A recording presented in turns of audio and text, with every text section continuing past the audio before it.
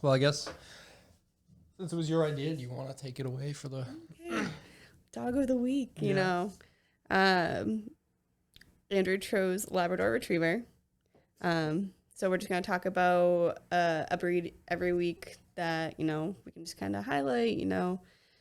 Tell you more about, a little bit more information, and we can go into depth about it. A Labrador Retriever is a medium to large breed dog, depending on the lines. Also, field bred versus show line bred, they tend to differ. Typically, healthy weight is 55 to 80 pounds. I know that's very rare to see in a lot of labs because a lot of them are morbidly obese that you see, and everyone's like, oh my God, it's a chonker. It's so cute. And I'm like, oh. Barrels with legs. Yep. A walking table is how I put it. I'm like, if I can put my glass of wine on it and it stays, your dog's too fat. So they were bred for the intended purpose of retrieving waterfowl for hunters and fishermen. They're in the sporting group in dog shows. So sporting dog, you would think a sporting dog would be athletic build. But they are built to be a little bit more sturdy because they are going in freezing waters during hunting season. So they're supposed to have muscle and like a slim layer of fat throughout the whole body, but they should not be. It's like that, yeah. Right. But they're not helps with buoyancy as well as buoyancy. I'm not drinking today, but I still can't word. It's fine. But yeah, it's supposed to be, help them keep warm, but they should also still have a tuck. They should still have a waist, and they should be muscular and athletic fit, but not round and rotund and obese. So, I feel like I see like shorter, usually thicker, and then like long-legged and usually a bit more athletic. So that's like there's like American and English bred. It's just like two different like standards, and it can be seen in like show versus field. Obviously, a field bred dog is gonna be more hunting athletic type, and show line being more husky almost. But again, neither should be obese. They're really known for their adorable, loving personality. They're pretty easygoing. Dogs, very laid back. They have a good on and off switch, meaning when they're at home, they're not like constantly ready to go. They could be couch potatoes. They can be moderately active. And then in the field, they're ready. They're on point, they're ready to go. So because of their great personalities, that's why they became so popular, and they're in the top, I don't even know, like top 5 right now. I don't know exactly where they are in the AKC or even I think they're in first. I think they're in first, I think too. They've been in first every year. Yeah, since like 1990 or something like that. Yeah, crazy. They're easily socialized with strangers, neighbors, other animals. They're pretty well-minded, I would say. They're pretty good at, they're easygoing, so they just take everything like with a grain of salt almost. Though they are easygoing, that does not mean they are not energetic.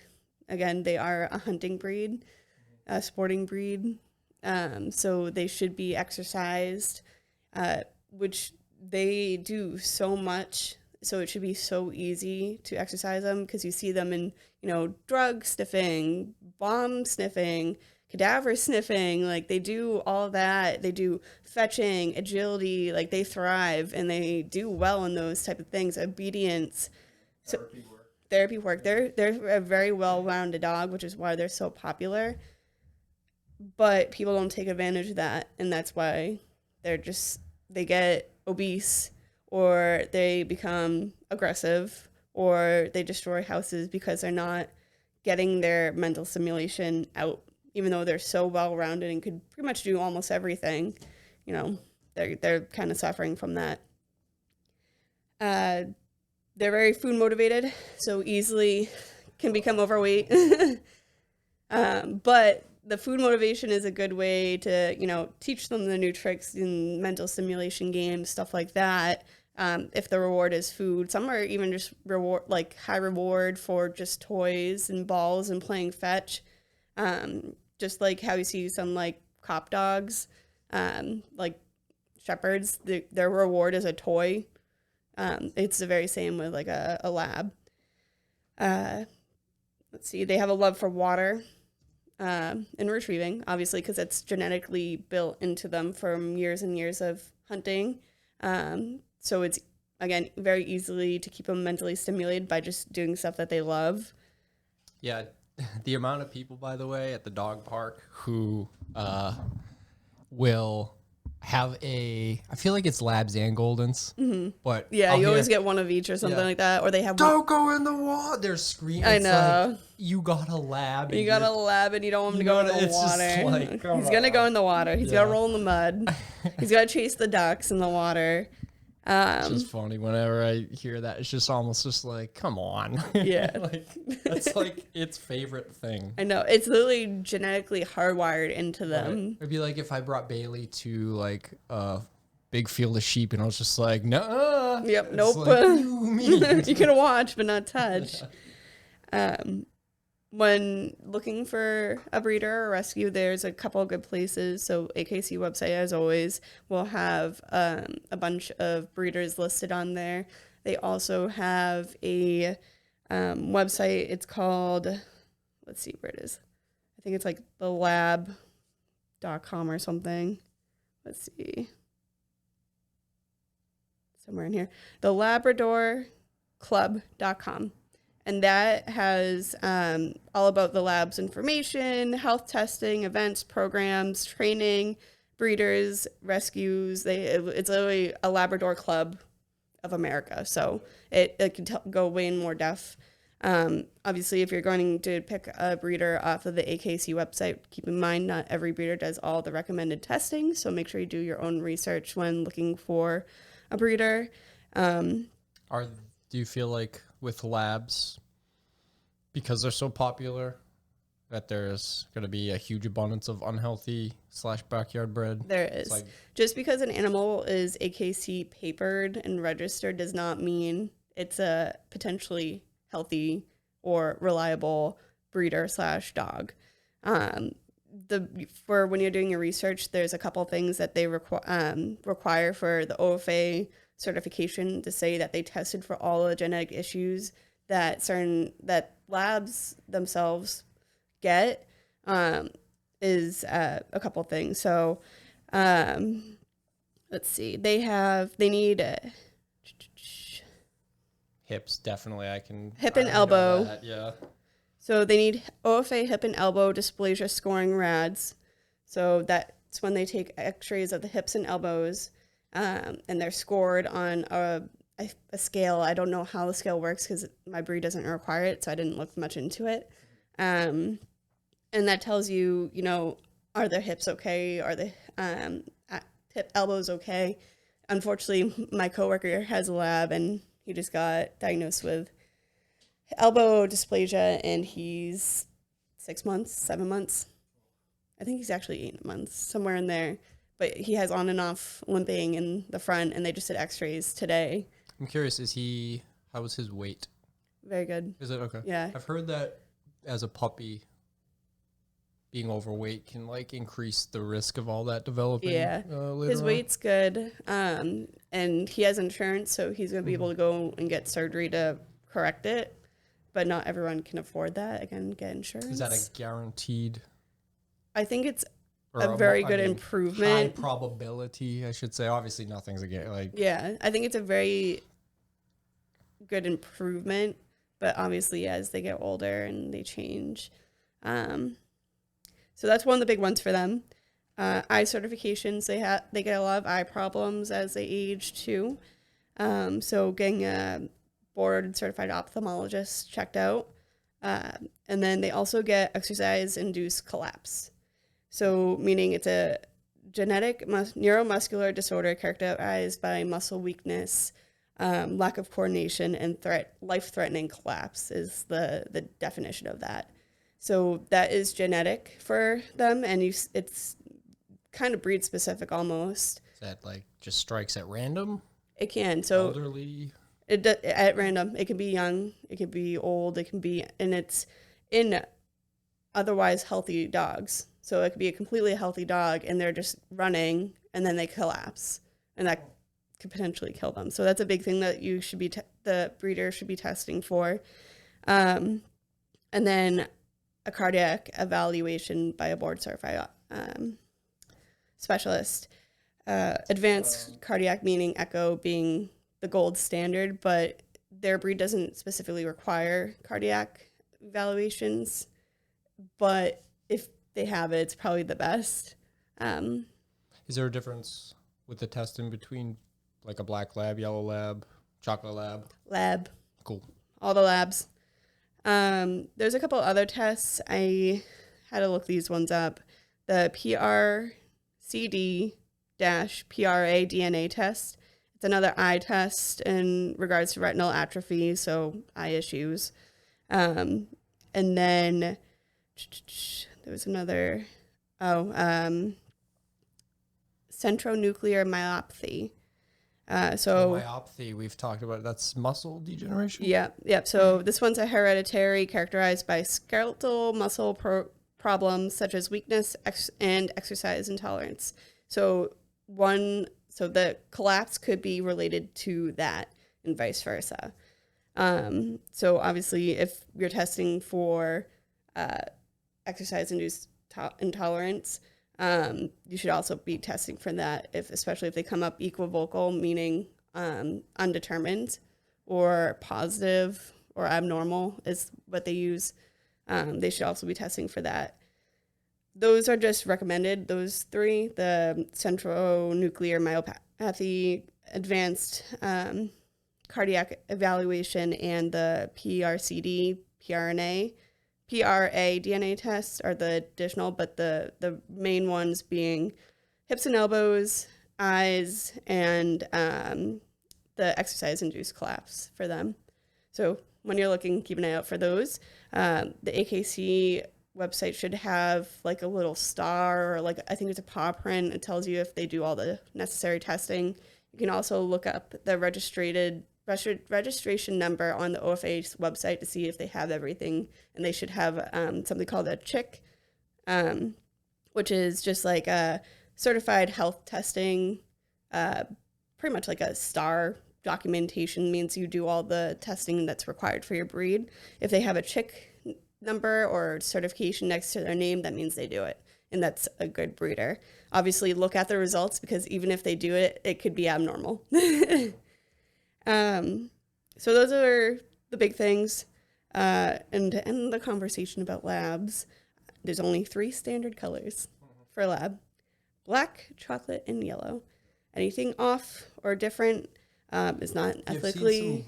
Grayish at the Silver part. labs. Silver, yeah. As well as, and it's hard to sometimes tell if it's white or if it's just like really light. So they can be light. They have a dilute gene that you can test for, but the standards are the black, chocolate, and yellow. If they're any different from that, then it's not typically an ethically bred dog. They're being bred for their color, which usually people don't do health testing for. And then more times than not, further down the line, it could have been a mixed breed, because, you know, those silver labs look mighty Weimaraner. Yeah, the silver's got to come from somewhere. Yeah. Right? And it's not coming from a lab, right? And silver can be dilute of chocolate. Okay. Just like how red, you know, fox red Labradors is like a dilute or like a recessive of yellow. Obviously, they're breeding darker yellow labs to get the red, but the main standard colors that are only recognized by the AKC is chocolate, black, and yellow. As far as costs for like a lab, are you gonna say just overall in general, they like low, medium, high?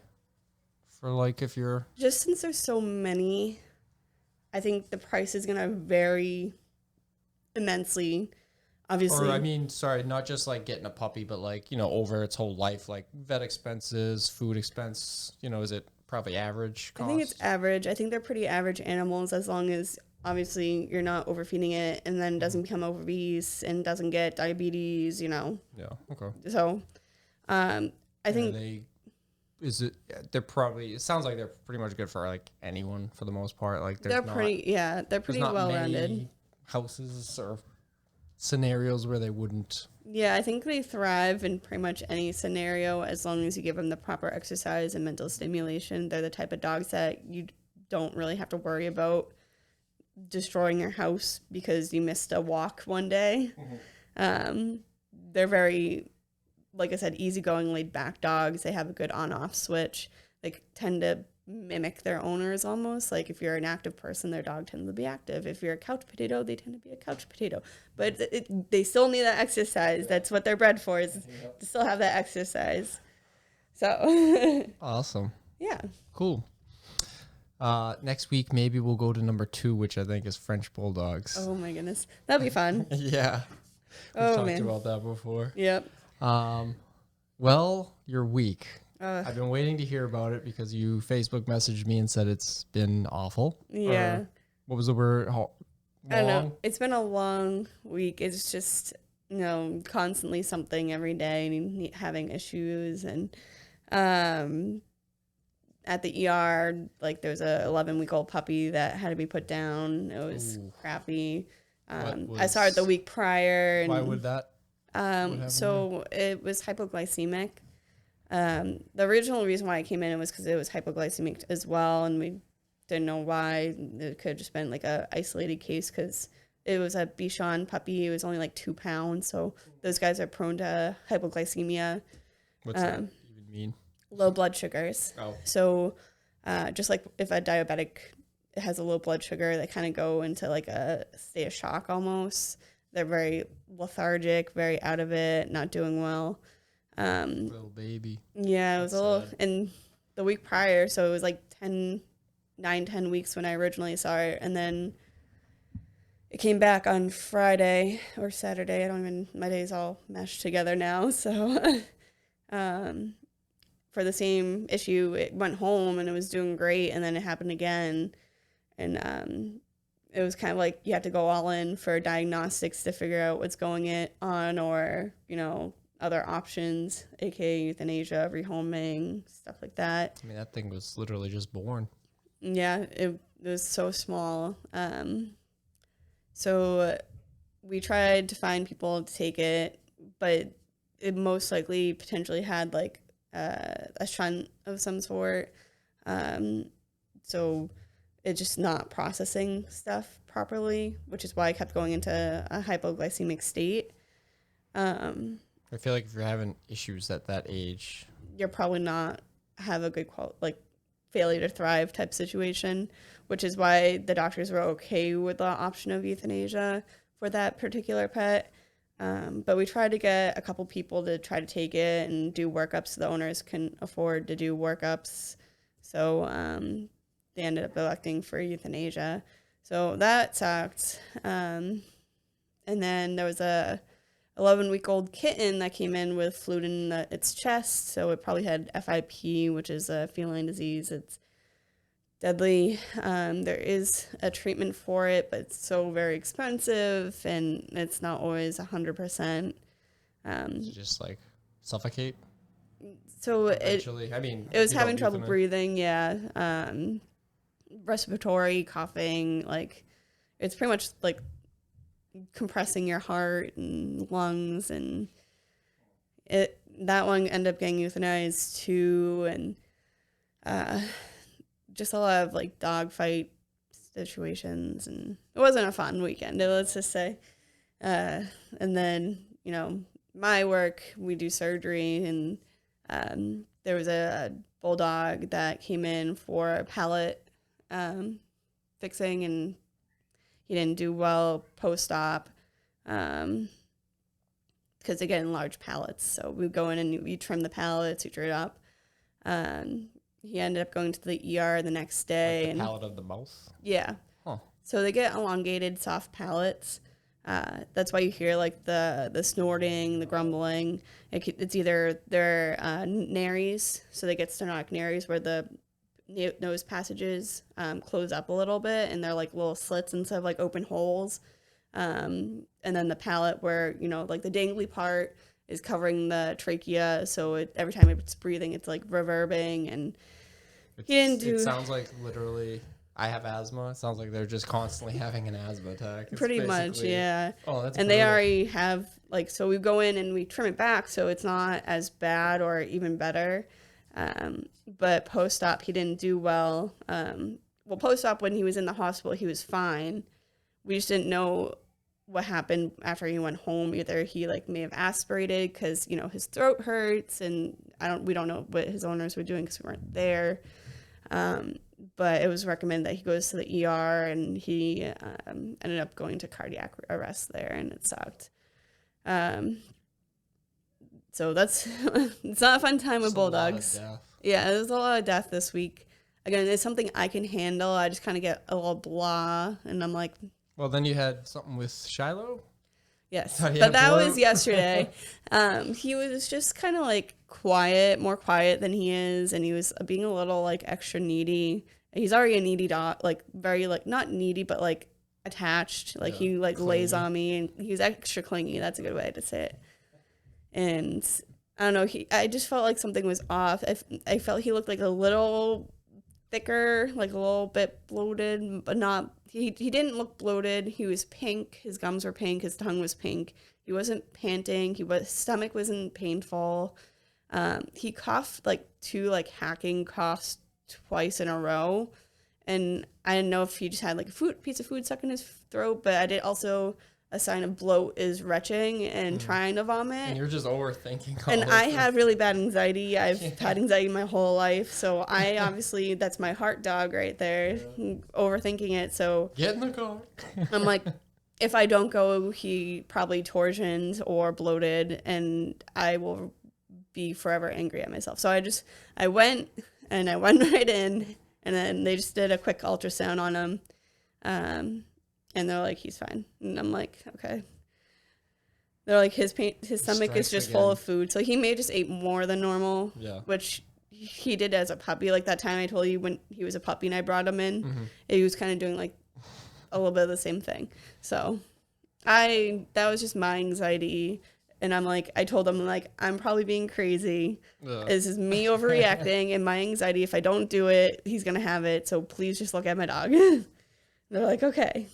Yeah, poor Shiloh. I know. He was fine. He was sad that he was there. Is he so used to going to like the vet that it doesn't bother him? So he's used to my hospital. Okay. He likes my hospital. Yeah. Because he knows it.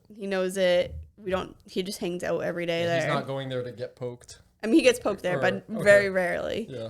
Just like vaccines and routine blood work. And we did his dental this year, so he was last year now. That's kind of weird to say, but at the Weymouth, he knows things get done to him. And the last couple times he had eaten something stupid or possibly eaten something stupid. Like I let a box of wine, box wine got ripped open. The bag got ripped open. I didn't know if he drank it. And I went and had blood work and made him vomit just to be safe. But you never know. Same with Fable. Fable was there too, so I can't say who did it. But vet techs aren't perfect either. No. We have our own mistakes. Yeah. And so we take our dogs to the vet though. Mm-hmm. We don't wait. Right. Yeah, like what to look for. Yep. So yeah, that was my crappy week. That's not a fun week. Yeah, and I just feel like I have something every day to do now for the next 2 weeks. So I feel like I'm just going to be exhausted. And it's just, routine, not even routine stuff. Like Fable has a dentist appointment, and then I had to go right to work. And then I have my eyelashes right after that. And then the next day I go to work. And then right after that I go have my own doctor's appointment. And then the day after that, then it's just like the podcast. And then the day after that I go to Shiloh's. Shiloh's having like not Shiloh, but Shiloh and Fable are going to meet up with a guy that really wanted to meet Borzois and get to know them. And he just wanted to hang out and see what they were like. So I was like, sure, why not? Because They're interesting. yeah, not a lot of Borzoi people are very nice and very welcoming and willing to let people meet their dogs. So I was like, I'm down. Like, Well, every time I've been with you at the park, it's like, what is that dog? Yeah. Excuse me?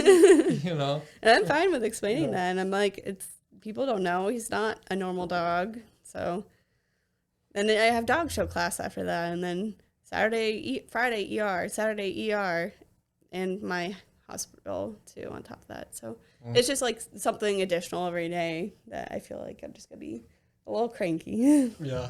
I mean, excuse me. I wouldn't blame you for being cranky. That's Yeah.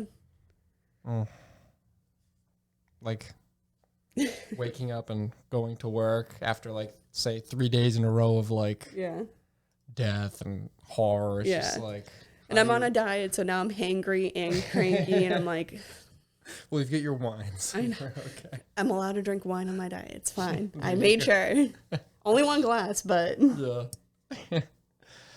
So yeah, food related items. yeah, for dogs now.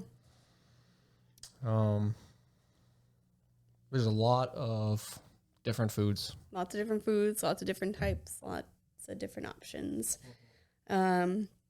So main ones being, let's see here. I got a bunch here. Main ones being kibble, raw, home cooked. There's fad diets and boutique diets, and there's vegan diets. There's a whole bunch out there. But for the most part, I'm going to say feed for the dog that's in front of you, because we're going to talk about this, and people are going to try to conform their dog to a certain diet that may not fit their dog's lifestyle. So whatever you do, don't feed the dog that's in front of you. Don't try to make it fit a different lifestyle, different food types that it may not accept. There's, so many out there. There's just so much. I don't even know where to begin for these guys. I honestly don't even know what we feed our dogs, because Sam just handles it. But like every time I've been to the store, it's just like, ugh, what? It's like so much that it's almost like overwhelming. Yeah. Like I feel like if I was to go shopping for food right now, I'd be too overwhelmed. Yeah. Yeah. There's a lot. And, we're going to go through them all and try to, we'll talk about it. There's, we'll start with kibble, let's say. So I've heard kibble, someone said to me once, because it's so heavily processed, it's like eating McDonald's every day. Yes and no. Yes and no. So certain brands. There's like different quality levels. Exactly. So there is commercial, and then there's like fad boutique diets of kibble. Kibble's meat, right? Kibble, yeah. So kibble, everyone's big thing about kibble is that's a byproducts. Oh, Sue had a question about what the heck is a byproduct. That's funny because that was my next thing. Yeah. Like what is that? What does that mean?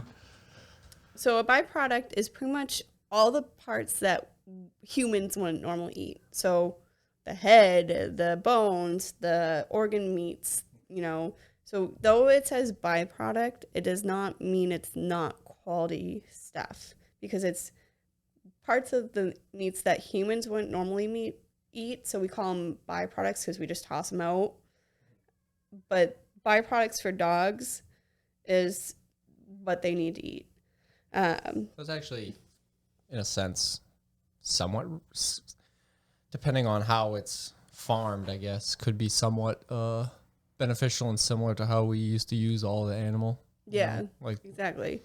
Dogs are omnivores, so their main diet consists of meats, bones, organs, grains, fruits, veggies. They eat a little bit of everything. Let's take a cat, for example, though. They're obligate carnivores, so they need meat to survive. They may eat other things as well, but they are their structure of their teeth, their structure of their digestive system, they are obligate carnivores. So they have to have meat to survive. And process, like the kibble, it's processed, it's broken down, there's things added to it. That is totally fine. So for dogs, it's the same thing. It may not look appealing, but it does contain the proper byproducts. It contains all the proper pieces of the animal that the dog needs, as well as nutrients for daily consumption to help keep the animal healthy and happy. Quality commercial dog foods are highly regulated and go through a lot of lab testing. So there's a bunch of, regulations. They're called, it's like AAFCO, so AFCO, where they go through rigorous testing to meet federal requirements for that food. And they're always trying to improve that. So there's lab testing with this food. So it's actually research based, not just like it's research based food. And that food is fed to lab animals. So I think it's typically beagles. And they study the beagles as they age, and if the diseases, stuff pop up or issues along the line, they can modify diets from that. They can, potentially change stuff that could be, potentially helpful in the future. Obviously, every dog's going to react differently because they are all built differently. So just because it's a commercial kibble-based food does not mean it's a bad food, because there's lab research behind that food. The thing is, you got to keep away from non-commercial foods. So the fad, boutique, celebrity dog diets, they don't typically have any research behind them. They're just hiring people to throw food in and put their face on the bag, and they're like, what does a dog like? Yeah, they want real meat. On that nutritional information, is there like an ingredient? Is there all bags should have ingredients of what's included, the amounts, just like how, like, say the back of your Red Bull there has like sodium, this amount. Is there anything that is a glaring red flag? Grain-free. AKA most of the celebrity boutique diets are typically grain-free. And then, again, they don't always include all the nutrients. I can't label every single phosphorus AB32. Like, I can't label all those types of ingredients. To be like, make sure you get this, but obviously when you do your research, look for a research-based commercial brand dog food. Don't just go with a run-of-the-mill grain-free celebrity diet, because they, again, typically don't have science behind them, or they're not nutritionally balanced. They're, again, just people throwing food in. They want real meat, and then it's like chicken breast, and I'm like, they need the byproduct. Otherwise, most dog foods too, commercial dog foods, some are minimally nutritionally balanced, but certain dog breeds need different nutritional requirements. So you may need to add in certain nutrients for your breed. Depending on your breed, you should be able to ask the breeder what he's been feeding their dogs and what their dogs do best on, and typically you can kind of go from there. You're just thinking real quick in my head, like Malinois, like Shoshana, who's like, skin and bones, not skin and bones because they don't feed her, but just because she's so active. Yeah, and that's also their breed too. Is they're meant to be lean. Boston, it's like their diets are going to be very nutritionally different. So different. Kind of like a bodybuilder versus like an Olympic swimmer. Like exactly. They're kind of two different diets, two different. Yeah. So there's like senior diets for dogs that don't need as much of that nutrients that puppies need for a puppy diet because they're growing, and older dogs need like less protein because it's easier on their kidneys and liver. And there's like certain breeds, like a Royal Canin has like Labrador Retriever, and Hills has Bulldog, and there's a whole bunch. Each like brand potentially has a breed specific diet formulated for that specific breed, as well as they should have just like basic sensitive skin and stomach diet, a sensitive like senior diet, so not as much. They should have puppy diets, all age. There's like an all age one, which certain breeds do really well on. It just depends on your breed. Let's see. And then, the AFCO, the Association of Feed Control Officials. So that's what I was trying to find earlier. And like I said, they're just working to make sure your pet eats healthy and nutritionally balanced food while working to better animal food, and it's very highly regulated. Again, trying to make sure what your pet is eating is healthy for it. I'm sure too. So like quality of the food obviously is going to have a big physical effect. I'm sure like us, it has a mental effect too. Yeah. Imagine. So like you said, if you're eating a McDonald's every day, you're obviously not going to be, maybe depressed, sluggish. Exactly. You're not going to feel great. So some really good higher quality and AFCO regulated brands are Hill Science Diet, Royal Canin, Purina, IAM/Eukanuba, and then Wellness Natural Foods for dogs. So those guys are all, science-based foods that do research. I personally feed Purina Pro Plan 30-20, which is the amount of protein to some other thing of there. And I do in salmon because, again, a lot of dogs have chicken allergies because it's the main ingredient in almost every dog food almost. So none of my dogs have food allergies, but I prefer to feed them something a little different. And salmon's better for their coat anyways. Again, they have long coats, and I find salmon also is better for hearts. That's just my opinion. What about lamb? Lamb's good, yep. Lamb, beef is fine. Chicken is fine too. It's just, again, my preference. I like salmon. I feel like it does well for their coats.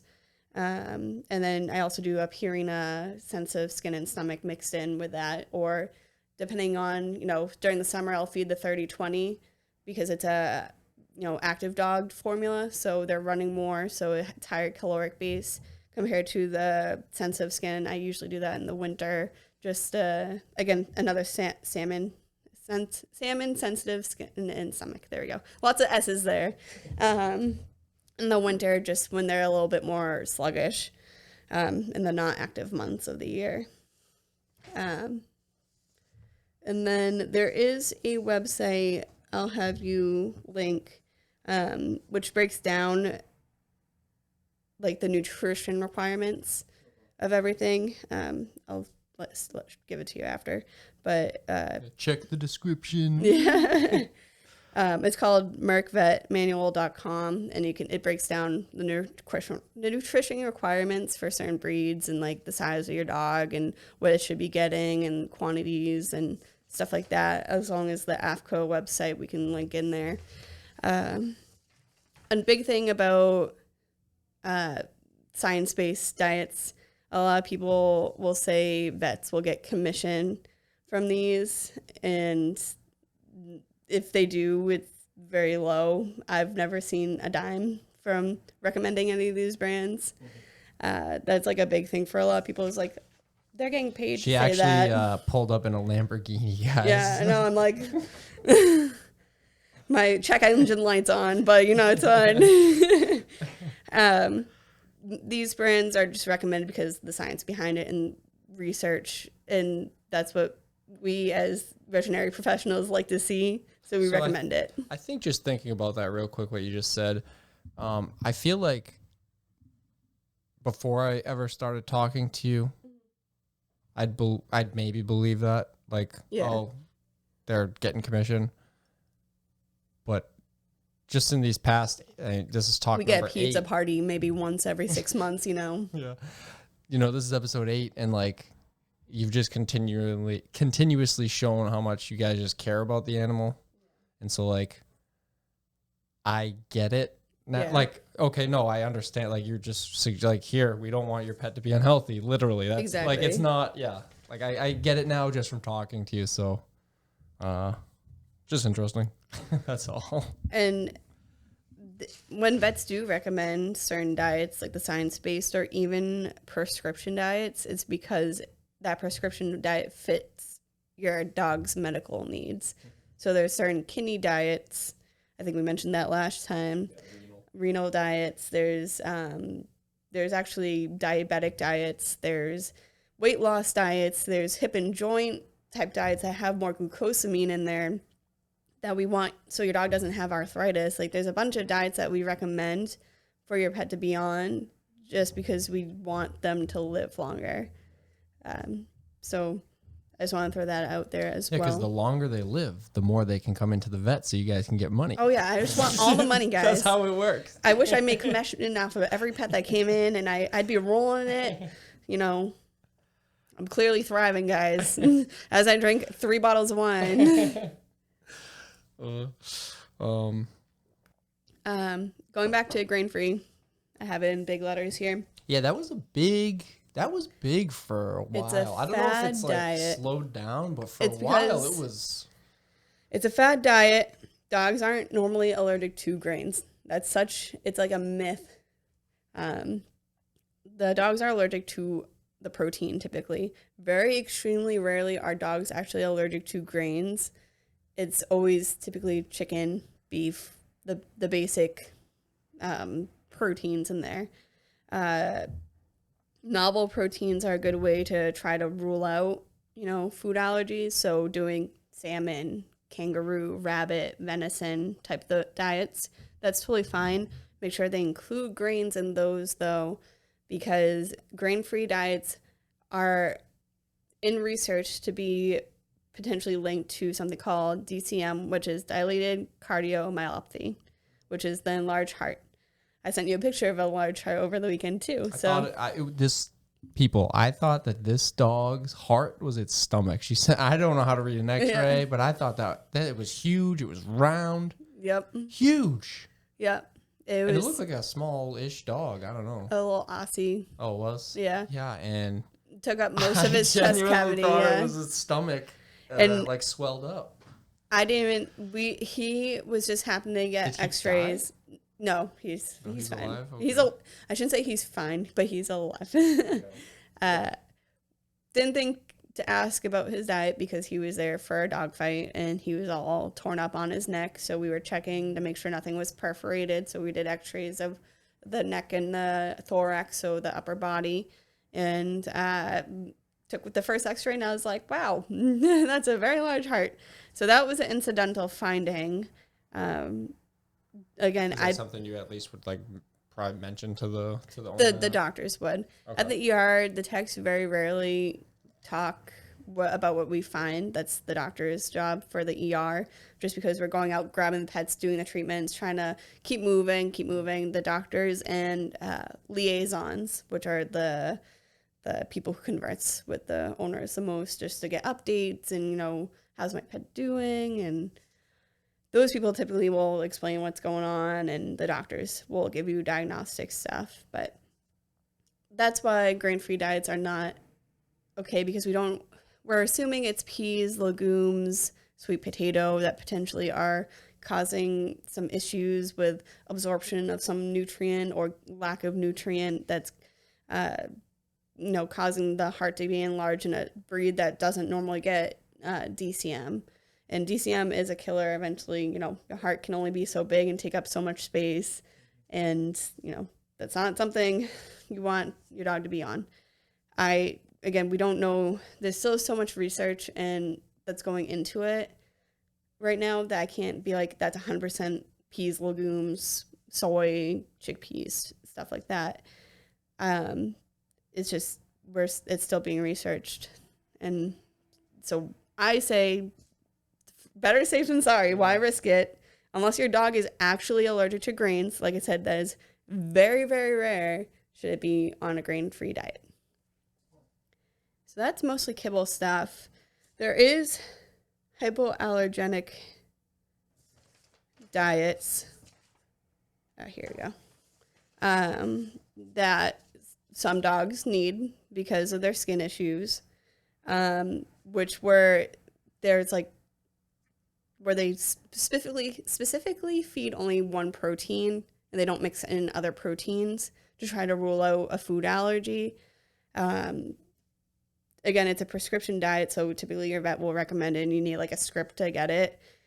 They still contain all the proper nutrients for that. That's totally fine. But it just either breaks down the protein to be so small that the body doesn't recognize it in like a hydrolyzed diet, or it's a totally different protein that the dog's never gone. Like I said, kangaroo, venison, rabbit tend to be one of the bigger, newer novelty proteins that a pet would never have gotten in its life before to rule out a food allergy.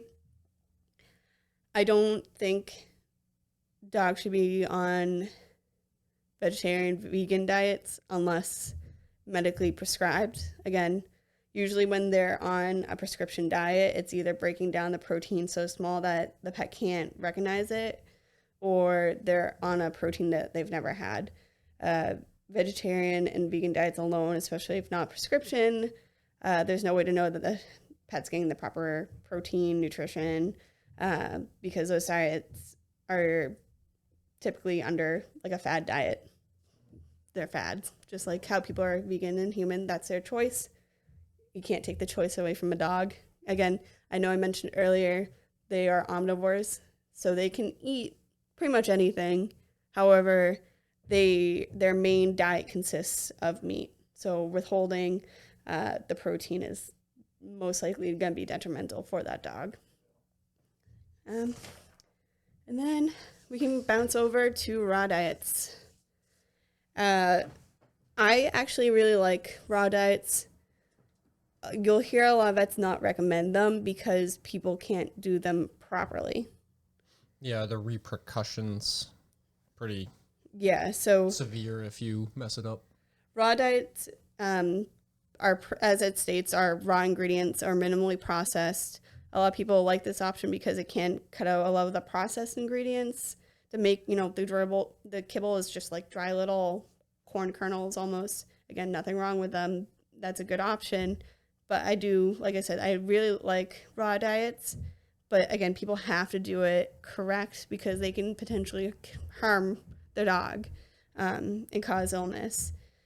It's more than just feeding your dog chicken breast and some ground hamburger and some rice. That's not a raw diet. That's not something that should be fed. A lot of dogs with allergies can benefit from a raw diet because you're cutting out some of the processed stuff and you can kind of focus on that protein. Like I said, when you're figuring out food allergies, you focus on a protein.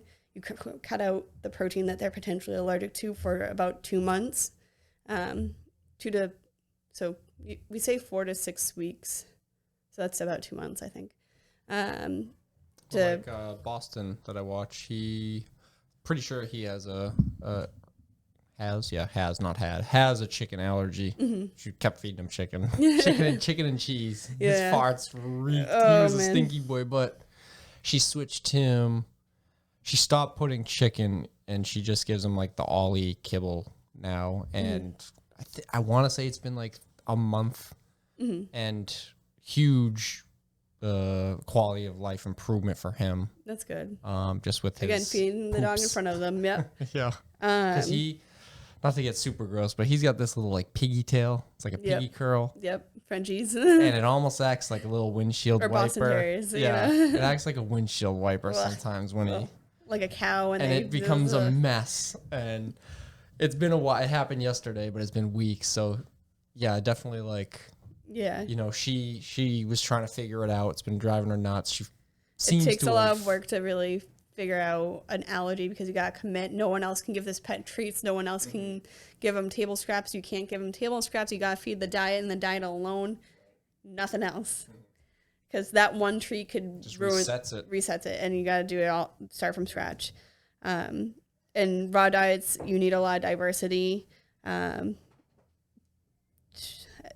Everything is in moderation, obviously. So diversity and moderation. They need nutrients and supplements to be added in as well when you do raw diets to make sure they're fully covered, like omega-3 fatty acids and calcium and phosphorus and iron.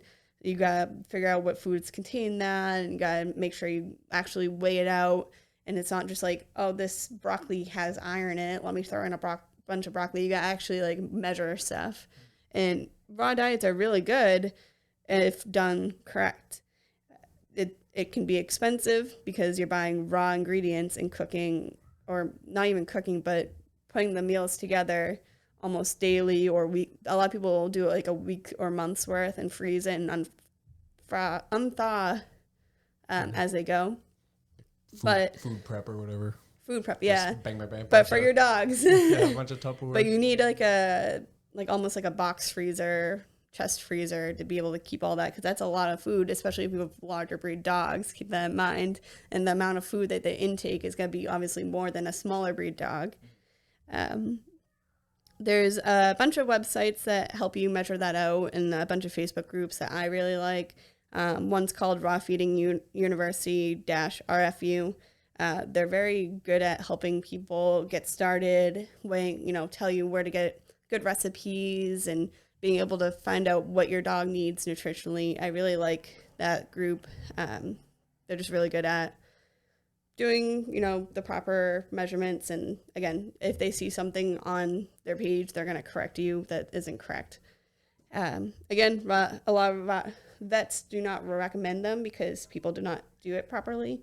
And the pet can suffer nutritionally as a result. That's basically my stance on like e-collars. Mm-hmm. I'm not necessarily against them because of like any other moral implications. That's it's something just people don't use them correctly. Yeah, that's something like it's a training we'll tool, never not agree on. Yeah, is like you might think it's abuse, I might think it's not abuse. Exactly. So some people hit their kids and think it's fine, right? Like we'll never agree. So I try not to argue that point. Yeah, but it's like there's too many idiots using them irresponsibly. So exactly. I think they should just be completely only because it's so easy to. I know you should have to take a test to be able to get these things and make sure you're actually competent enough to use one. Yep. See, just like I will say, like, diets. I'm sure there's situations where it's used correctly. Yeah. It's fine. Like I think certain people use them for like training service dogs and a professional. But like that's all. They don't even have to use the zapping or, the buzzing part. It's just like the vibration that can just like remind the dog to be back on cue. And it's all about using them. So like properly. I'm not against them per se. I'm just against it because the majority don't understand it. Exactly. Which seems like that's the same thing with here. raw diets. Yeah, if everybody did it correctly, it might be actually better. But too many people are doing it incorrectly. So we don't recommend it. Yeah. So now we're going to hop over to home cooked diets. I'm not a fan of these because, again, they get skewed pretty quickly. Just some boiled chicken and rice or boiled hamburger and rice with some chopped peas and carrots, and they're just kind of not typically nutritionally balanced at all. Mm-hmm. It's usually people making their own dinner and tossing some food into the dish. It's, again, not nutritionally balanced. One of my bestest friends, so I'm going to go ahead and throw her under the bus here, my friend Jane, who has the blind Aussie. Mm-hmm. Yeah, she feeds Lawson and Daisy this huge bowl of, like, chicken, I think, like, rice, like pea, like, literally what you're saying, this huge bowl. And the dogs... I walk them 3 times a week. She gets them out a lot, but they are a bit on the rotund side. Yeah. And I think she gives them big portions. Jane, I love you. This isn't me trying to bully you. It's also very hard to measure the portion on it too, because you're like, should I do a half a breast? Should I do a whole breast? Should I do a cup of hamburger? Should I do 2 cups? You don't know, because it's, again, not nutritionally balanced. So how are you going to weigh it out? Yeah. If you're just going to throw some muscle meat in there, rice, those are literally just fillers. Yeah. So I wonder if that's a big portion, because they get good exercise. So I wonder if that's why they're larger, is just the amount and the food. Yeah. Yeah. And then there's the pre-made home cooked meals. So like you mentioned, Ollie, and the farmer's dog is one of them. And there's a bunch out there. Like, there's so many out there right now. Every time I'm on Instagram and I'm scrolling through stories, every other story is like an ad for a home cooked diet. And it's like, the dog is doing so much better. He loves his food because it's so much better. And I'm like, it's not nutritionally balanced, one, typically. I also don't find that, like, it's not good for their teeth to constantly be eating soft food. So they're, contributing to buildup of plaque and tartar. Dogs need something hard in their diet. So that's why I like raw, because it has like bone. You gotta feed you gotta feed the right type of bone. Don't feed bones that are like calves and like the big bones. Like, you gotta do like smaller bones that are easily breakable and chewable and digestible. But you don't want bones that are cooked chicken. You don't want cooked bones because they can splinter. If you're doing raw, it's raw. you don't do anything to it. But chop it off the animal and here you go. I know. Again, don't do like a leg bone, because obviously that's gonna be too thick for their teeth. Anything that you can't like scratch or eventually like break on your own is something that could potentially break your dog's tooth. So you're not going to take like a femur of a cow and be able to scratch that in half or be able to break it. It takes a lot of force to break that. Like a saw. Exactly. And that typically is what breaks dogs' teeth, is people are giving them these big, raw, meaty bones that are femurs. Yeah. And it wears down the teeth and it breaks the teeth. And then the dog needs extractions, and it's only like 3. I'm like, bicarnasal. And that's the biggest tooth in there that they use to chew. I mean, again, unless your dog doesn't have teeth, I don't really find these pre-made diets to be overly good for dogs that have teeth. Mm-hmm. Now, like Kylie, for instance, we talked about her last time. She's on a renal diet, so she actually eats this weird, I call it her gulag goo. Yeah. Whenever she sleeps over, it's like a freeze-dried. Yeah. You mix water into it, but again, she's like on that specifically because she's got renal disease. It has issues. Proper proteins for her. But it's pretty much like oatmeal. I mean, it's like this slop. It's especially, I mean, if they're older, I understand, just trying to get them to eat and making sure they keep weight on. Like, I understand at that point, teeth may not be as the big picture, but if they're young, like I've seen so many Chihuahuas come in and because all they're fed is human food or bits of chicken, and their teeth are horrible, and they're like 3, and we have to extract like 20 teeth. Like I'll send you some pictures, but it's so gross. I'm like, I don't know how you can let your dog kiss you or sleep with you at night, because the smell of their breath is rancid. We sometimes get Banjo and Bailey these cool, I want to say like ox ears, like different animal, it's got the fur on it, and they chew them, and like it, it's like leather, it's pretty cool. Yeah. Certain things are good. I know one of your questions is about rawhide, so we'll get into that when we get back into it. But overall, I just don't find them. I find these prepackaged diets to be considered a fad diet almost, because everyone's doing it and the dog loves it, but they're not typically nutritionally balanced, and it's not doing anything for your dog's teeth. Which, again, in the long run, if you don't do anything with your dog's teeth and they have horrible dental disease, it can lead to heart issues and eventually death. So, and then lastly, I will say, if you're going to do those prepackaged diets, I think they're good as toppers. Like, if you have a kibble, just put a little on top. I think it'll save you money too, because I know those diets are typically expensive to be shipped to you frozen monthly or weekly, however they're set up. And it's the same thing with wet food. I don't find them 100% nutritionally balanced 90% of the time. Bad for the teeth. I think they're just good for, So let's toppers. I'll give you like a hypothetical. Okay. Because like Boston does the Ollie diet, and it is like a mushy, like oatmeal-y. Yeah. Let's hypothetically say it's like 100% nutritionally sound. Okay. Would you still rather like the kibble just because it's harder. Exactly. Teeth. I worry about teeth. People are always like, my dog won't eat. I'm like, your dog will eat. It won't let itself starve. Yeah. Eventually he'll eat, and from there you're going to have to train them. If you're going to do timed feedings, this is when you eat. This is what you get to eat. These are the times you get to eat. So How often should a dog eat?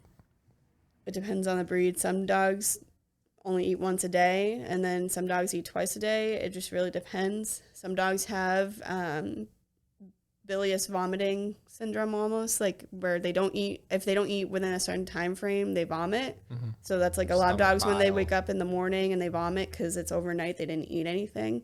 For that, usually we recommend like a late night snack right before bed or a small meal, and then making sure you feed them on time in the morning because again, they could still vomit. Again, with wet food, I think it should just be like a topper. I like wet food because it has more water intake to it. So dogs that need like a specific diet that needs more water, so renal diets, wet food is a good add-on to it. I mean, And there's specific Sam wet foods just for. puts water in our kibble, honestly. we cheat a little. Yeah, I mean that's a good way to do it, but keep in mind if you're softening the food too much, what is it doing for their teeth? And end result, end game, I typically be concerned about teeth, because not a lot of people can afford extractions, and that's a lot of money to spend. But that's my main stuff for dog diets. Yeah, so like when I think of like a pack of wolves, right? Pack of wolves are out in the wild. They're working together. Or really any animal. Their whole almost existence seems to be like all their energy is going into like the next meal. That seems like pretty accurate, right? Yeah. Now we've taken dogs, we domesticated them. I don't know the story behind that. I don't know if anyone knows the true story. I assume they just slowly. Domesticated. It wasn't over a quick. time. No, it was over time. But I wonder. So like through that domestication, and because we're feeding them, we've freed up a lot of time and energy, and we've gotten to like enjoy these beautiful lives together. I wonder how. So that was like a huge advantage for us was, obviously when we went from hunter gatherers to like having cooked meat where we don't have to like spend so much time. I mean, look at us now. Like, I know. We're in a house filming a thing as opposed to we're just relaxing. We're instead of being nomadic and following your food, right. Do you think there's like I'm not saying that a dog would never necessarily ever get to the mental capacity of us, but do you think obviously their quality of life I feel has increased? Yeah. Do you think like, I don't know, 1,000 years from now, like, do you think there'll be like some super animal compared to like the rest of the animals just because we have given them so much time and energy, or do you think they'll kind of stay the same? I think some will change and some will stay the same, because when we're breeding dogs, we're breeding for what they are now. Right. We're preserving. not, and we're just trying to improve health. We're not really trying to, change what they are. What they are, yeah. I mean, obviously evolution is going to change no matter what, just like, how we domesticated wolves and they eventually became dogs. And, dogs obviously aren't wolves, so they're not going to have that type of lifestyle, and you're not going to feed your dog like you would see a wolf eat in the wild. You're not going to see a pug go hunt a deer. I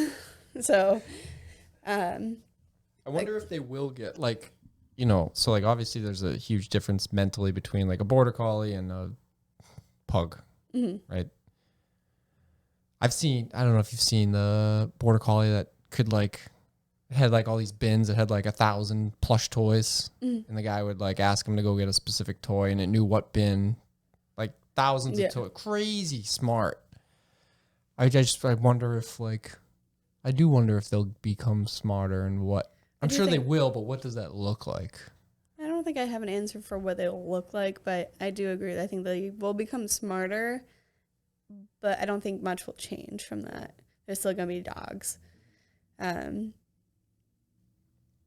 Yeah, and maybe just like easier training, probably better quality life. Yeah, hopefully we're doing better in the future and we're not still backyard breeders and making bulldogs that look like frogs, you know, bullies that look like frogs. Hopefully we do better. Should do better. Yeah. I wonder if some of those people give those dogs like PEDs and like steroids and sure some people like do. some of those dogs are so ripped that it's like it looks a little if it's just sitting at home and ripped and not from exercise, then I'd be a little skeptical. I have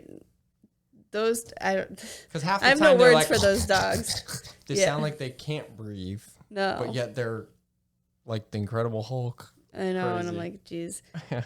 Is there any other animals you think we could domesticate to that level? To this level? I mean, cats. I put loosely on domesticated because they're cats. They don't really give a fuck. No. But I think we do a lot of our animals that are domesticated. I think are like if you really focus on them. Like some people focus on cows, and those cows are just as smart as dogs. Right. Macaws and parrots, like they live long and they adapt very well to certain situations, and even like fish, like some are trained to swim through hoops. Like I think we when we focus on an animal and train and put our love and time into that animal, I think we typically can get like similar results. It'd be cool to see this type of relationship with like a dolphin. Yeah. Dolphins are crazy. Like their language is so like we don't even understand it. Yeah. You know? And they're very trainable and they're smarter than dogs supposedly. So I think we have the possibility to do that with a lot of animals. It just domestication takes time and obviously laws and legality of stuff. Of what people can own and not own, and we'll that sort of playing God and morality will come into. I've got that whole CRISPR thing that I want to ask you about. Okay. All right, we talked about the byproducts.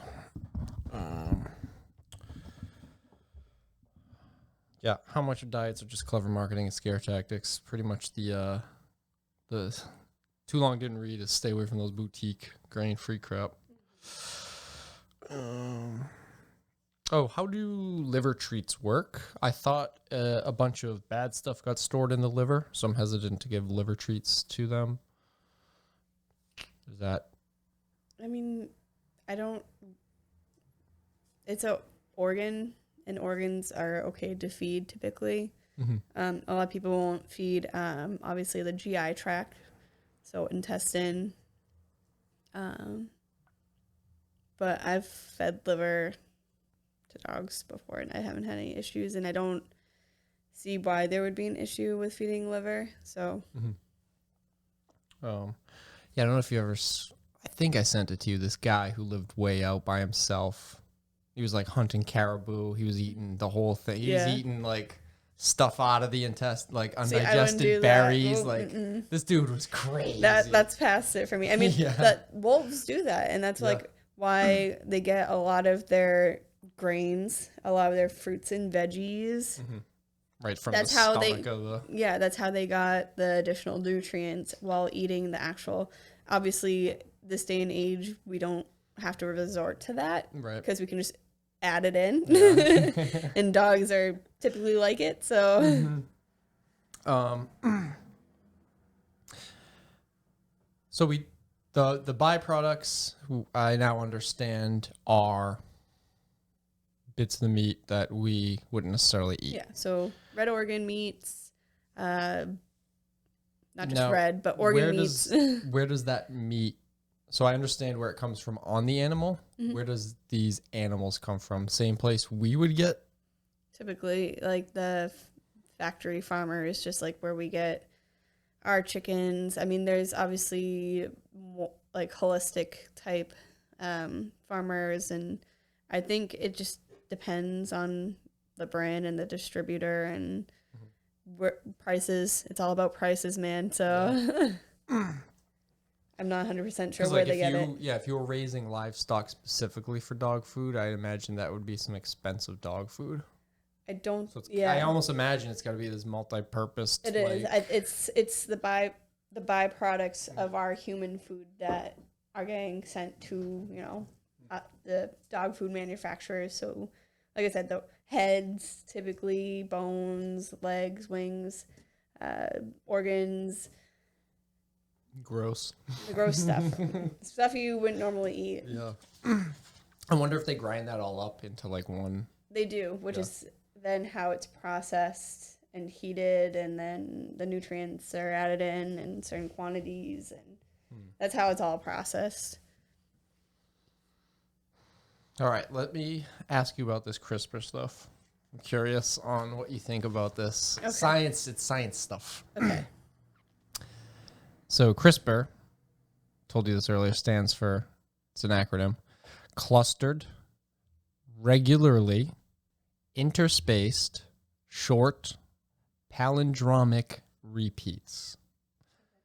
So CRISPR is a family of DNA sequences found in the genomes of prokaryotic organisms, such as bacteria and, I don't know what this word is, archaea. So these organisms are single-celled organisms that lack a nucleus and other membrane-bound organelles. These sequences are derived... Sorry, this is a whole page, so I'm going to just read for a minute. These sequences are derived from DNA fragments of bacteriophages, a virus that infects and replicates within the bacteria, and archaea. Do you have any idea what that is? Archaea. I don't know what that is. Probably some sort of cell thing. I don't know. This is too much science for me. So anyway, these bacteriophages are used to detect and destroy DNA from similar bacteriophages during like a subsequent infection. So these sequences play a key role in the antiviral defense system of prokaryotes and provide a form of acquired immunity. CRISPR are found in approximately 50% of sequenced bacterial genomes and 90% of archaea. So what CRISPR is, so what all that essentially means is CRISPR is a way of finding a specific bit of DNA inside of a cell. And then after that, CRISPR gene editing to alter that piece of DNA. So there's Cas proteins that are found in bacteria. The Cas9 protein is the most widely used by scientists because it can be easily programmed to find and bind to any target sequence. You just give it a piece of RNA, which I'm kind of familiar with RNA from like the COVID vaccine. It's basically just like a recipe. It's a cookbook. So you're given the DNA a cookbook in this case to like rewrite itself.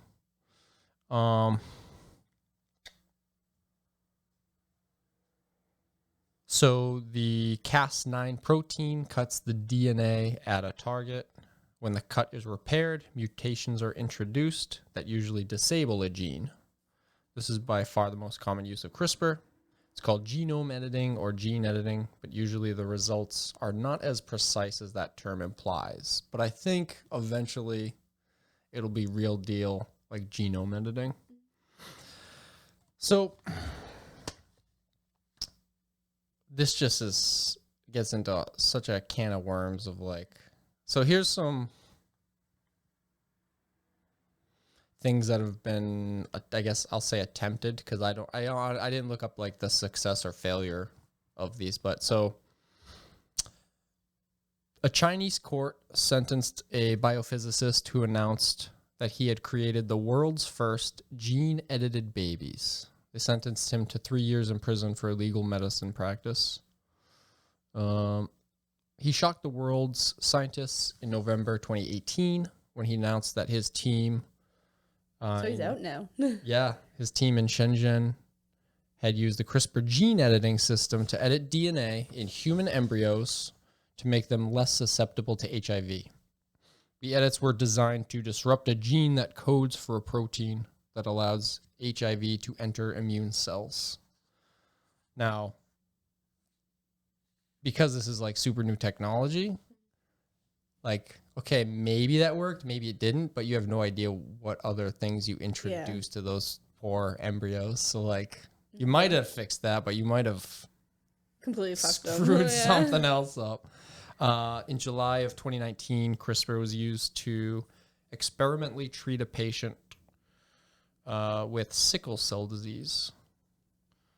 February 2020. Sickle cell anemia. Yeah. I don't even know what that is. Don't know off the top of my head. In February 2020, progress was made on HIV treatments with 60 to 80% of the integrated viral DNA removed in mice, and some being completely free from the virus after edits. And then in March 2020, CRISPR-modified virus was injected into a patient's eye in an attempt to treat Leber congenital amaurosis. In the future, CRISPR gene editing could potentially be used to create new species or even revive extinct species from closely related ones. I'm down for dinosaurs. I know, it's straight up Jurassic Park. Anyway, so the reason I bring that up is because it's like, I have a lot of questions of like, morally, is that even our place? I mean, if we can, We're kind of playing God, right? So, like, theoretically, if you believe in God, yeah. there you go. So, like, theoretically, right? We would, I mean, this isn't now, but maybe say 20 years from now, you know, have babies that, like, all right, we know it's not going to have these, like, instead of vaccines, we could just gene edit, right? Yeah. We could get rid of asthma. We could get rid of, so there's a lot of benefits. I say I would be down for continued research of it. Yeah. I'd be interested to see where it went. Mm-hmm. Plus, I really want a dinosaur, so Yeah, making Jurassic Park a reality. bring back some really cool extinct animals like the, what's that tiger? Tasmanian, no, It might be Tasmanian tiger. Tasmanian devil. I mean, The it's dodo. Dodo, yeah. Yeah, you can bring back a dodo. You could probably bring back terror birds and like. So, like, yeah, obviously there's some really cool bad things that you could be done with it too, right? Bad like, things that could be done, but I guess there are some bad people in the world that would do that too to make money off of it for like treatments and stuff. But I feel like in the right hands or in the right research facility, I'd be interested to see where it would go. Do you think that? Bring back the dinosaurs. So, like, when you and I were born, it was sort of honestly like a roll of the dice. Yeah. You know, we're kind of just randomly selected. Does this take away a bit of our humanity if we are to like make? It's almost like you'd be making a superhuman. I don't think so because an embryo is a fertilized egg already, so it still has like it's a person still. Mm-hmm. You're just editing their DNA to prevent certain diseases. Yeah. So yes, a potential superhuman, but you're not going to see them flying around. You're going to see them immune to herpes or HIV. Mm-hmm. Just think about that. Wow, lifespan might drastically increase. That would also be really cool. Like, that actually might be where, like, age... And that might be something that they're potentially trying to do is lifespan. But how nice would it be, like, get rid of Alzheimer's? That'd be really nice. You know what I mean? There's so many things out there where it's just, like... Yeah. Like... It's just... Or even, like, to be able to... Even if you can't change it, I mean, just detecting it at birth would be, like, huge. Yeah.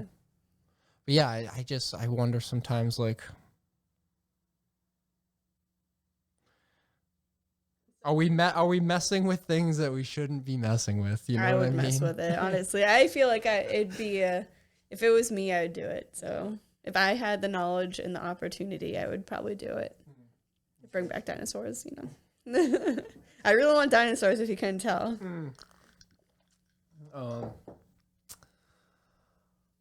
Make some mythical creatures, like Yeah, make your own creature. I know. Make But like even like dog, like you know, you could get rid of certain like dog allergies, Cancers. maybe. You know, like I wonder what that would do to like. Could we get dogs eventually that live 50, 60 years? What if we get a dog that lives 80 years? You know what I mean? It'll Like, be Shiloh. yeah, He's living forever. just so. And then also too, like, all right, not to go super conspiracy, but like if we can figure that out, there's no reason like other civilizations or like previous civilizations couldn't be. It's just crazy.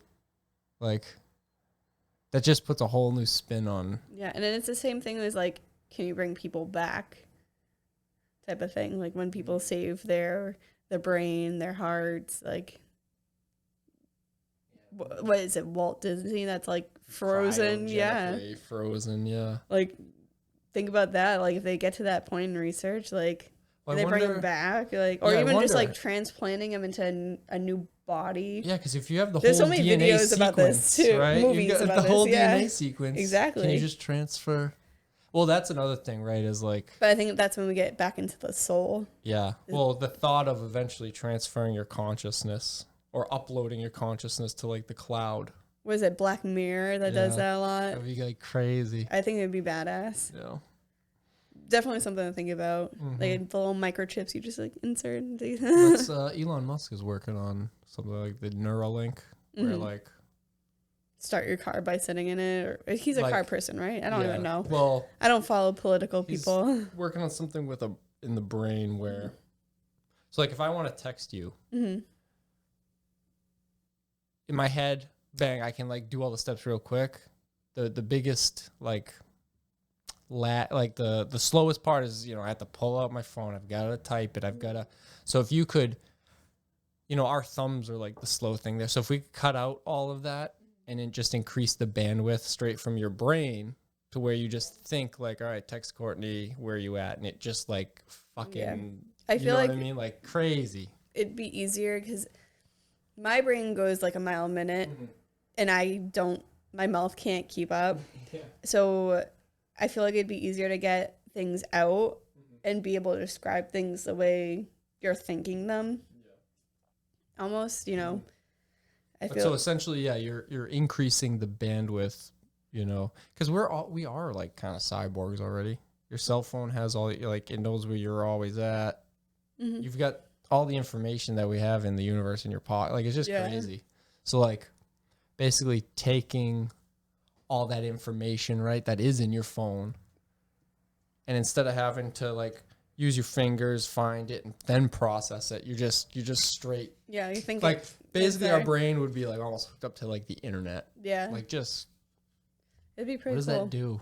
That's just crazy. I also worry at some point though, like if you're able to do that, like how distracted are you gonna be from real life type of situations, like reality? I wonder too. Then you could Then a hive mind could literally exist. yeah, Like you could just crazy. Be I like, don't know. yeah, mindless, This yeah. has nothing to do with dogs, but just like a little fun thing to think about. yeah. Rawhides actually. Yeah, Did we talk I about mentioned- those? I mentioned that we'd get back to it, so I like certain rawhides. I know not a lot of people do. I don't like rolled rawhides because they can, when they unroll in the stomach, they can cause blockages. But flat ones, obviously, if it's wide enough and long enough, they're not really a choking hazard. As long as you, rawhide should not be given unless you're with your dog and monitoring your dog. Don't give it to your dog and leave the house. Because they're still choking hazards regardless. They become like a soggy cloth that they're eating. A smart dog will rip it in pieces, but not every dog is that smart. Fable, for example. I like rawhides, but I don't give her rawhides because she tries to swallow it whole. And I know that will cause an issue.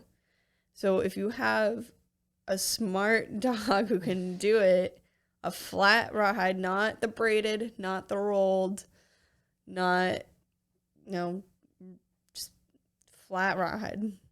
I feel like they can be pretty good for the teeth. Yeah, I feel like with the flat one, you're getting a smaller piece just in total. The more wraps and twists and stuff it And has, that's just like the expanding, bigger. It just becomes piece. it typically becomes like a foreign body because it clogs either the intestines or the stomach, just like too big of bones. Or Do you just have to go in and like cut that out? sometimes you can go in endoscopically, which is with a scope down the throat with like some grabby things, and you pull it out. More times than not. Is that the technical term, grabby things? Grabby things, yeah. More times than not, people don't actually bring their pet in on time, and it's already stuck in like the intestines. Then you have to go in surgically, and that's not a fun time. So, Yeah. Ugh. yeah. Just thinking about So that. I think for some dogs it's fine. Some dogs just can't handle them, aka Fable. And then the same thing with like any of the pet store chews, they should just be given under supervision until especially until you know how your dog handles them. But even like if you know your dog how he handles them, shouldn't be given, because what if your dog chokes at one time you're not home? Yeah. What about things like wooden, like I see sometimes like wood chew toys or like plastic, Again, just be careful. Obviously, everything is going to have its own, warning. Mm-hmm. May cause choking, may cause suffocation, may cause foreign body. It's just, I don't think they're good for dogs when they're left alone, because again, if you go out and your dog chokes on a ball, and it's got to take time for you to get home. By that time, your dog's probably dead. I almost choked to death once on a Cocoa Puff. It was Cocoa Puff. awful. Yeah, I was breathing in, and I think I had like a hiccup at the same time, and it went right down into my trachea. Do you still eat them now, though? Oh, yeah. Oh, yeah. My cousin choked on a hot dog, and he's never eaten a hot dog again since. That's got to be a tough Oh, one. that was scary. We were on vacation, too, and had to get the Heimlich maneuver. It was like a hole or just like a little a piece? chunk, because he took a bite. Still. Yeah, so this thing was like lodged in, and so I'd try to take a breath, and it would like go down and seal against like the bottom of the saw, and then like it would go up to the top and seal, and eventually I just had to like cough as hard as I could. Yeah. Like I was bleeding from like where it was Yeah. just like, I'm like, I could feel this thing going up and Yeah. down, sliding and blocking.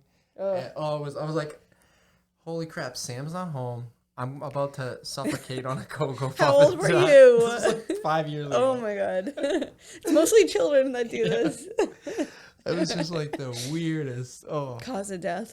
Choking via Cocoa Puff. Yeah, I was like, I'm not dying like this. I'm coughing this thing up. It's coming out. That was brutal, yeah. But it's the same thing for dogs, is like, give them toys. Like, you should never give your dog a ball that's small enough to fit in the back of their mouth. Mm-hmm. It should always be wide enough that they have to hold it on the end of their mouth. Yep. Because of choking hazards. How do you give a dog the Heimlich maneuver? Do you have to give it ever? Or? I've never given it, but there's... I think it's just like lay them on their side. It's hard to explain. I don't know how to explain it, because it's weird.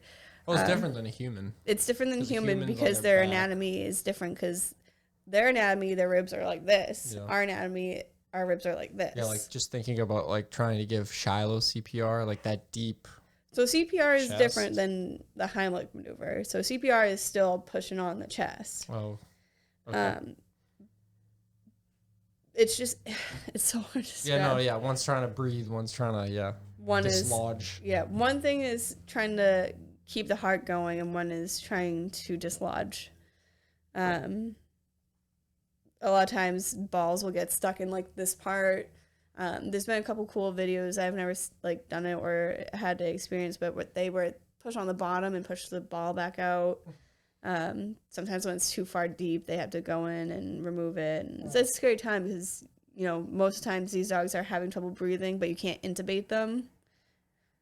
So it's like time sensitive. So that's why I say if they're unsupervised, you gotta be very careful with what you give them, because it takes minutes to kill your dog. Just like when people let their dog stick their head in the food bag and walk around with the food bag on its head, the dog could suffocate from that.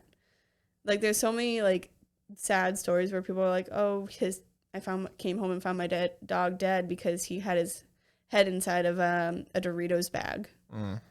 Just got stuck, yeah. And you can see like there's like stupid videos out there where the dog's like panicking with the food container or like bag on its head, and you could see like that they're freaking out. Like that's like pure panic, and people are like, ha ha ha, it's so funny. And I'm like, because they're breathing in, so it's sectioning the bag to them, just like a plastic bag over a head. Like they're panicking for a reason, and it's whenever I see that, I get sick to my stomach. And one of the things I don't like, this is a big corporate, like I don't even know what to call them, but the dodo videos. Have you seen those on Facebook, Reddit? I hate anything that they share videos all the time of like animals and stuff. It's like an animal that clearly needs a wildlife rehabber, and that's the people bringing it home and petting it. I'm like, it's a wild animal. Don't do that. Well, like I sent you the lady holding that octopus. Yeah. Thing. Yeah. Whatever that was. And enough poison to kill 27 people, I think I read, in one bite. And she's just holding it like it's not even. And it was in clear threat display with the blue rings visible. Yeah. Excuse me. People do a lot of and people share those videos and they don't realize how like detrimental those videos are. Some of those videos are good. Yeah, people who bring it to a rehabber and the rehabber shares that story of this animal that gets better. But it almost like humanizes the animal to people, and I'm like, don't humanize it, don't anthropomorphize it, because it's still a wild animal and it's scared. Just because you're trying to comfort it, you're a freaking alien coming over and petting it like while it's dying. It's petrified. Like, you're speeding up the process here. They're trying to feed it water when they're clearly not able to drink water.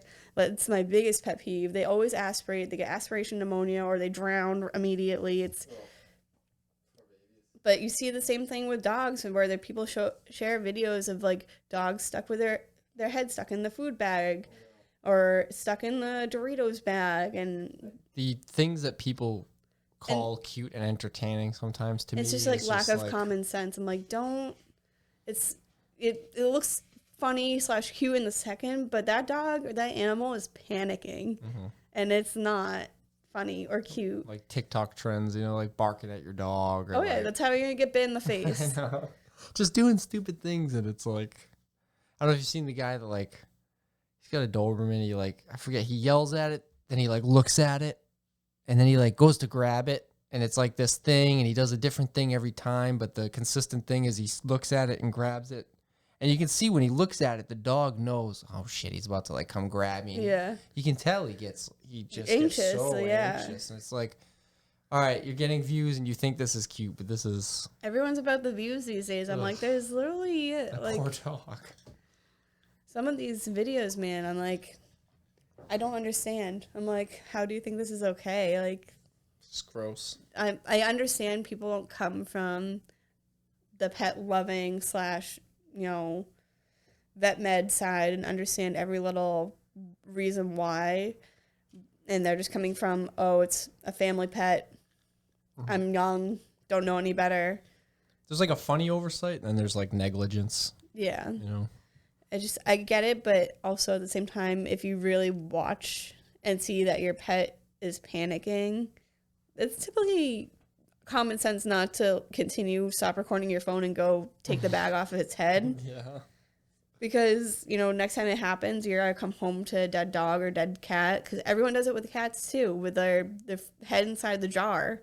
They eventually suffocate. They need fresh oxygen. Yeah. They're breathing in their own CO2. They're going to die. I don't know why people just, like, mess with animals. And I think it's funny, and it's not. Like, again, things that I don't want to look up I'll look it up after, but I want to find that TikTok thing and just show it to you because it's just like when you watch it, you're just like, how do you do this? And I cringe. think like I this is cringe. I'm like, okay. ugh.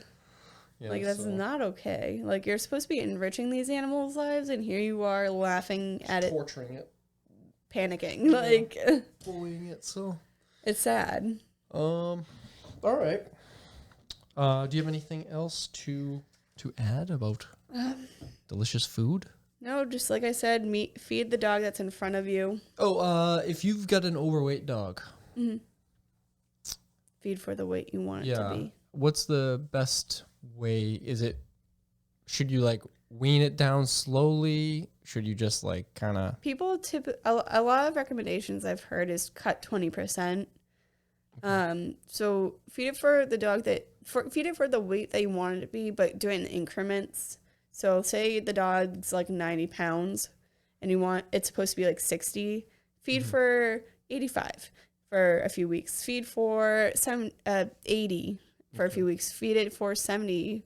So cut it down. And as then, long as they're active, they should. Yeah, increase exercise, obviously, because that's also going to help contribute to weight loss.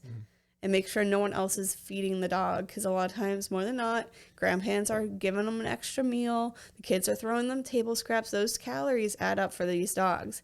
They don't need as much as we think they need. And yeah, they don't. The reason we need so much food is because of our brain, the amount of energy it's consuming. Yeah. Like they aren't using nearly as much energy as we are. Mentally, they're not using as much energy. They're not using as much energy physically unless they have a job. Certain dogs need a certain caloric intake. And again, that's also breed specific. But just feed for the dog in front of you, feed for the weight it should be, not for the weight it is now.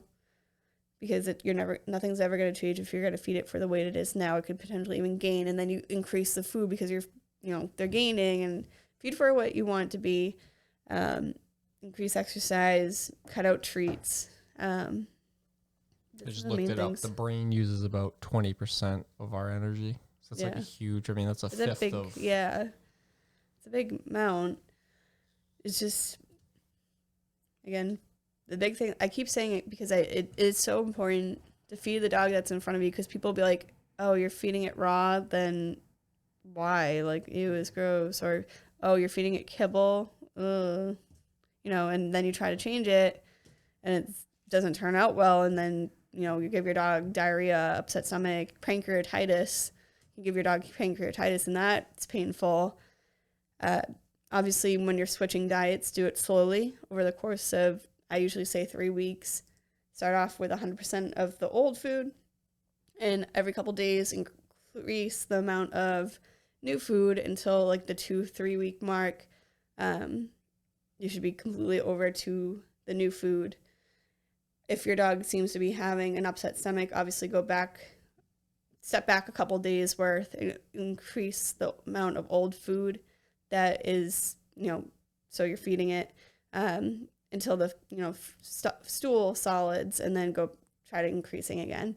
Keep in mind, increasing the food and the diarrhea could be coincidental, or it may be that it may have a food allergy. So keep an eye on that. If it's getting diarrhea and not getting better, even at that slow rate of change of food, then I would consider food allergy or talk to your doctor, because they're also parasites, obviously. Is there a way to? I know you can like test humans. Like I have a peanut allergy and I was tested for it as a child. Mm-hmm. Like, is there that for dogs, or is it kind of trial and error? So there is food allergy testing for dogs. I don't know the food aspect, what it requires, but I know there is like environmental allergy testing that they do. And there's like immunotherapy shots you can give your dog to help boost its immunity to it. I know there's probably food allergy testing. I just don't know what it requires. That you'll have to see a nutritionist for that, because it's more specialized. Just like how you need like dermatology for environmental allergies, because usually the skin's infected. Skin, ears, eyes get infected for skin, and then mouth and GI tract for food. Huh. I know with humans, I don't know about dogs, but human, like gut health is huge for us and our like mental state and how we're feeling. And there's probiotics for dogs too. And there's, like I said, sensitive skin and stomach foods, stuff that's easy on the stomach. You obviously, if your dog has upset stomach and you want to, just try a bland diet for a couple of days, that's fine. It's usually boiled chicken and rice, but that's not nutritionally balanced, like we mentioned earlier. So that's not something they can be on long term. But just to balance out your dog's diet and then wean it back onto normal food with the bland diet, that's totally fine too. Keep in mind they're gonna like the bland diet more because it's chicken. So you gotta be careful with the small dogs. They get really picky, and they won't eat their dog food because they want the good stuff, and they're smart enough to know that. So don't let your dogs outwit you. They will eventually eat. I don't know.